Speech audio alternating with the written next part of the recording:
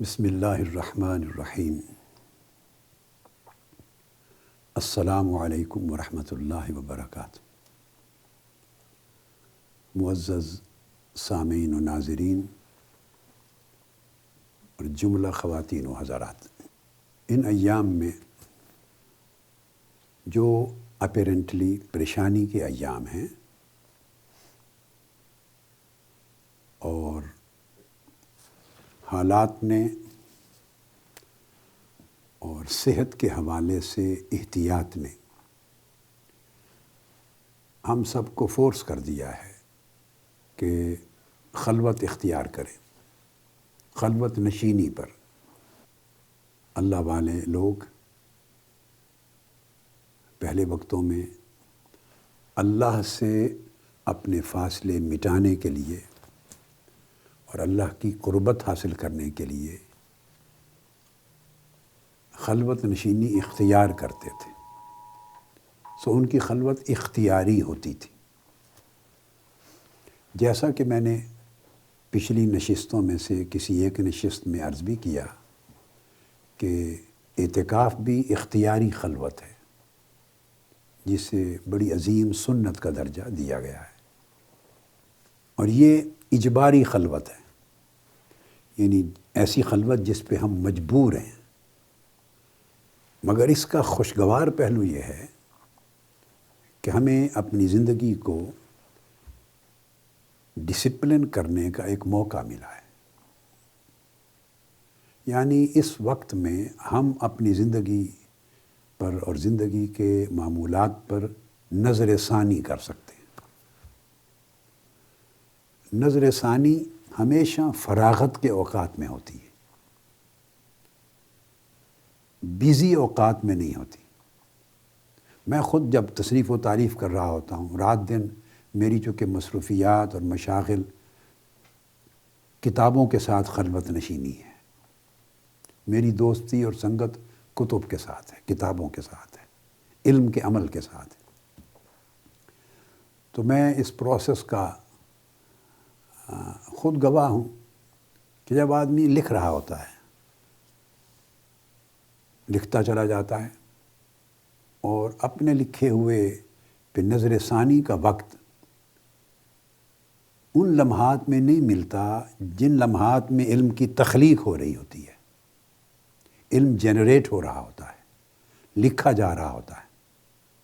شعراء بھی کلام لکھ دیتے ہیں، افسانہ نگار افسانے لکھتے ہیں، مصنفین اپنی تصنیف و تالیف کے ابواب مکمل کرتے ہیں۔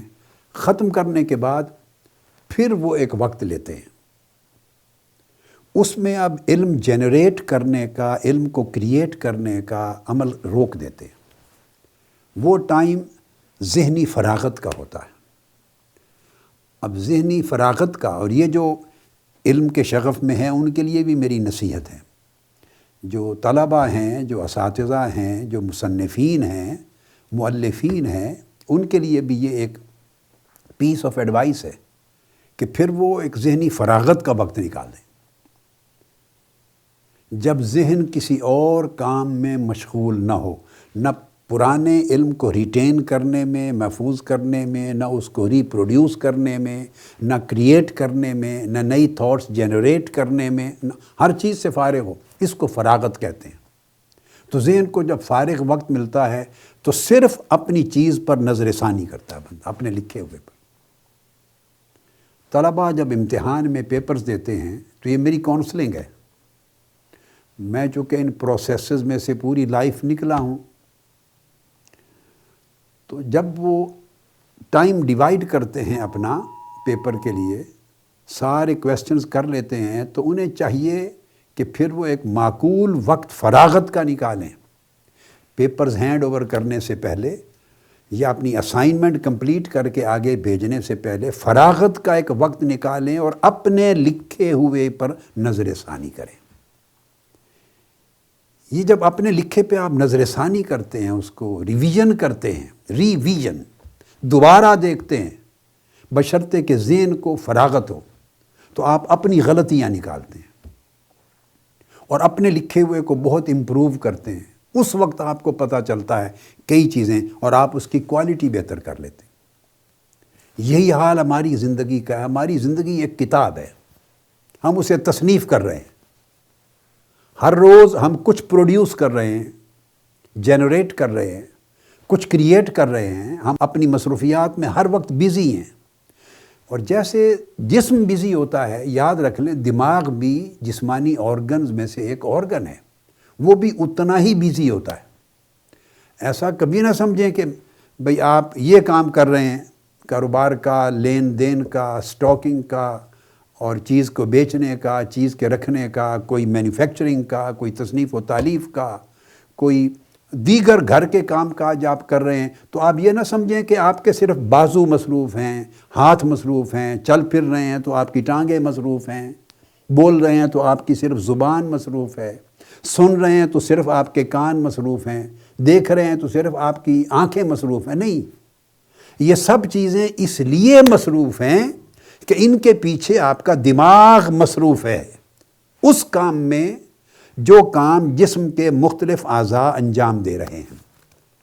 اس کے پاس تمام کاموں کا ایک وقت میں کئی اعضاء کام کر رہے ہیں، اور دماغ سارے اعضاء کے ساتھ انگیج ہوتا ہے۔ تو دماغ کو تو فرصت ملتی ہی نہیں ہے۔ یاد رکھ لیں دو چیزوں کو فرصت نہیں ملتی۔ دماغ کو تو پھر شاید کچھ فرصت مل جاتی ہے سوتے ہوئے، جب انسان سو جاتا ہے۔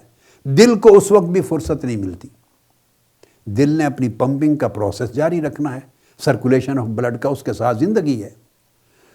تو جب کچھ فراغت ملتی ہے، کام کا بوجھ ہلکا ہوتا ہے، اس وقت ہر عضو، ہر شے ریفریش ہوتی ہے، ریویژن ہوتا ہے، چیز ریفریش ہوتی ہے، صحت کی بحالی ہوتی ہے۔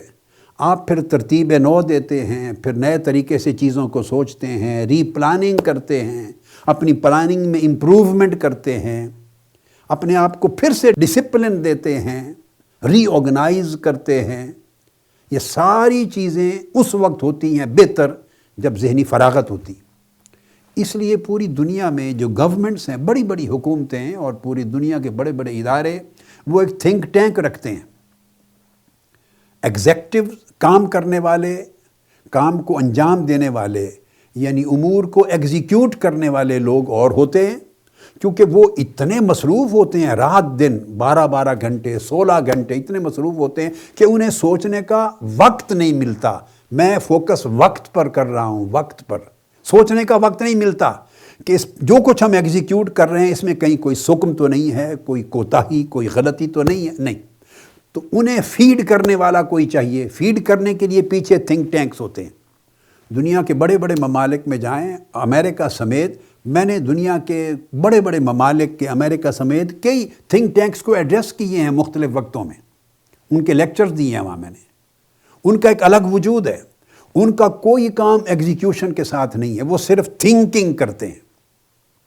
اس سے پالیسی پروڈیوس ہوتی ہے، اس سے پالیسی ریوائز ہوتی ہے، اس سے آپ کے کام کی کوالٹی امپروو ہوتی ہے۔ سو یہ ایک ایسا پروسیس ہے ذہنی فراغت یا فراغت وقت کی فراغت کا، کہ جس میں آدمی ری تھنک کرتا ہے، اس کے ذریعے انسان کے سارے کام آگے بہتر طریقے سے انجام پاتے ہیں۔ اس لیے آپ زندگی میں بھی کبھی کچھ فرصت کا وقت نکالیں۔ جو آدمی ہر وقت مصروف رہتے ہیں، ان کی تھنکنگ کوالٹی اور ان کو ریوائز کرنے کی کوالٹی، چیزوں کو امپروو کرنے کی کوالٹی، تھاٹ کو ری آرگنائز کرنا اور اپنے پہلے کیے ہوئے فیصلے کو ری وزٹ کرنا، اس کا موقع ہی نہیں ملتا، تو غلطیاں کنٹینیو کرتی ہیں۔ جب آپ بیٹھ کر سوچتے ہیں، اور یہ سوچنا کب ملتا ہے؟ جب وقت کی فراغت ہوتی۔ اس لیے میری ابتدائی یہ جو فاؤنڈیشنل ٹاک ہے اس سیریز میں اس پر وقت پر فوکس کر رہا ہوں کہ آج کل آپ کے پاس وقت ہے۔ اس وقت میں جو خلوت کے اندر میسر ہے، جو آپ کو کبھی میسر نہ ہوتا، ایک پریشان کن حالات نے جبراً آپ پر مسلط کر دیا۔ اب جو وقت مسلط ہو گیا تو اس کو مصیبت سمجھ کے کر کے گزار لیں، پریشانی ہے تو تب بھی اس وقت نے ٹلنا نہیں ہے۔ یہ وقت آپ کے اوپر مسلط ہے، خلوت کا وقت۔ آپ نے گھر پہ بیٹھنا ہی بیٹھنا ہے، خواہ ناخوشگواری سے گزار لیں، خواہ خوشگواری سے گزار لیں۔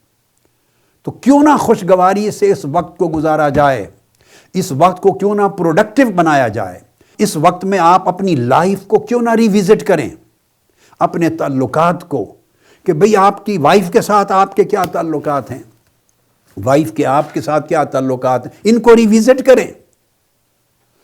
ازدواجی زندگی کے معاملات کو، بچوں کے ساتھ ریلیشنز کو، دیگر زندگی کے معاملات کو، عبادات کو، طاعات کو، معاملات کو، اخلاق کو، ڈیلنگز کو، ہر چیز کو ریوزٹ کریں۔ کیوں؟ آپ کے پاس فراغت وقت ہے، ذہن فارغ ہے، اور یہ ٹائم ہے، گویا آپ تھنک ٹینک بنیں، اپنے اندر ایک تھنک ٹینک کریٹ کریں۔ ہر چیز کو ریوزٹ کریں گے، دیکھیں گے تو یہ وقت صحیح یوٹیلائز ہوگا۔ اس لیے کہ مثلا آپ گھر میں بیٹھے ہیں، آپ کی وائف ہے، بچے ہیں، اور ہماری سوسائٹی میں جب ازدواجی زندگی ہوتی ہے اور جو گھر ہوتے ہیں، کبھی جوائنٹ فیملی سسٹم ہوتا ہے، کبھی اپنا ایک فیملی کا یونٹ ہوتا ہے، مگر میں نے مشاہدہ کیا ہے کہ گھر یا فیملیز 3 قسموں کی ہوتی ہیں۔ ایک فیملی ازدواجی زندگی، میاں بیوی کے تعلقات، بچوں کے ساتھ، پھر والدین ہیں، بیوی کے ساتھ سسر ہیں، پھر آپ کے بھائی بہن بھی اگر رہتے ہیں، جوائنٹ فیملی لیونگ ہے، یا نئی جوائنٹ فیملی ایک گھر میں، تو کم سے کم ریلیشننگ بڑی جوائنٹ ہوتی ہے، ایکسپینشن ہوتا ہے فیملی کے تعلقات میں۔ تو جہاں انڈرسٹینڈنگ کامل ہو، تو کچھ گھر تو ہوتے ہیں فیملیز جو جنت کی مانند رہتے ہیں، اور بدقسمتی ہے ایسے گھروں کو میں جانتا ہوں، لوگ اپنی پریشانیوں میں معاملات ڈسکس کرنے، رہنمائی لینے، کونسلنگ کے لیے مجھ سے کبھی کبھار ملتے ہیں، تو کچھ گھر آلریڈی جہنم کی طرح ہیں، جہاں انڈرسٹینڈنگ ہی نہیں ہے، ہر وقت دنگا فساد، شور شرابہ، ہنگامہ آرائی، بد اعتمادی، یہ سب کچھ بد اعتمادی کی وجہ سے ہوتا ہے، ریلیشننگ اچھی نہیں ہے۔ اور بعض گھر آراف کی طرح ہیں۔ دیکھیے قیامت میں جب آپ جائیں گے تو آخرت میں ایک جنت ہوگی جہاں ساری خوشی خوشی ہوگی، ہیپینس ہوگی، پلیئر ہوگا، سکون ہوگا، راحات ہوں گے، باغات ہوں گے، فرحتیں ہوں گی، مسرتیں ہوں گی، خوشیاں ہوں گی، جو چاہیں گے ملے گا، ایک جنت ہے، اس کو جنت کہتے ہیں۔ ایک جہنم ہوگی، اس میں کیا کچھ ہوگا سب جانتے ہیں، اس کی تفصیل بتانے کی ضرورت نہیں۔ ایک جنت اور دوزخ کے درمیان ایک مقام ہوگا آراف، کچھ لوگ آراف میں جائیں گے۔ آراف کیسا ہے؟ کبھی کبھی وہاں جنت کی ہوا آئے گی، کبھی کبھی دوزخ کی ہوا آئے گی۔ ایک دیوار کے اوپر چڑھ بیٹھیں گے تو جنت نظر آئے گی اور جنتیوں کے خوشگوار حالات دیکھیں گے۔ ایک دیوار پہ چڑھ بیٹھیں گے تو جہنم نظر آئے گی، وہاں لوگوں کا چیخ و پکار، رونا دھونا نظر آئے گا۔ تو بہت سے لوگوں کی میجورٹی جو ہمارے لوگ ہیں، ان کی ازدواجی زندگی آراف کی مانند ہوتی ہے۔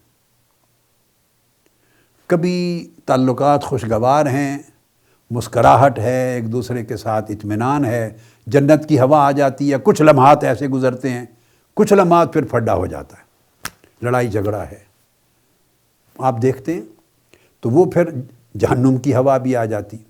اب دیکھنا یہ ہے کہ جب ری وزٹ کریں گے خلوت کے ان ایام میں، تو جہاں کوئی کمی کوتاہی تھی تو آپ اس کو چاہیں تو ری وزٹ کر کے اپنی ازدواجی زندگی کو، گھریلو زندگی کو اور تعلقات کی زندگی کو جنت بھی بنا سکتے ہیں۔ کوئی تھوڑی کمی کہیں رہ گئی ہو تو اس کو پھر کمپنسیٹ کریں، ری فکس کریں، اس کو فکس کریں۔ اور اگر آراف ہے تو آراف میں وہ حصہ جو جہنم کا جھونکا آتا ہے اس کو ریڈیوس کر سکتے ہیں اور جنت کے جھونکے بڑھا سکتے ہیں۔ مل بیٹھیں گے نا، آپس میں کونسلنگ کریں، چیزیں ڈسکس کریں، مگر ہاٹ ٹیمپریچر کے ساتھ نہ کریں۔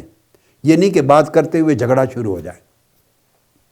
ایسی چیزوں کو مت چھیڑیں جس سے دوسرا فریق ناپسند کرتا ہے، ٹچی ہو جاتا ہے، غصے میں آتا ہے۔ اینگر کی جو آگ ہے غصے کی، اس کو بجھانے کی کوشش کریں۔ تو اپنے کہاں کہاں تعلقات میں کوتاہی ہے، کمی ہے، اچھا بچوں کا اور آپ کا کیا فاصلہ ہے، اس کو ایڈریس کریں۔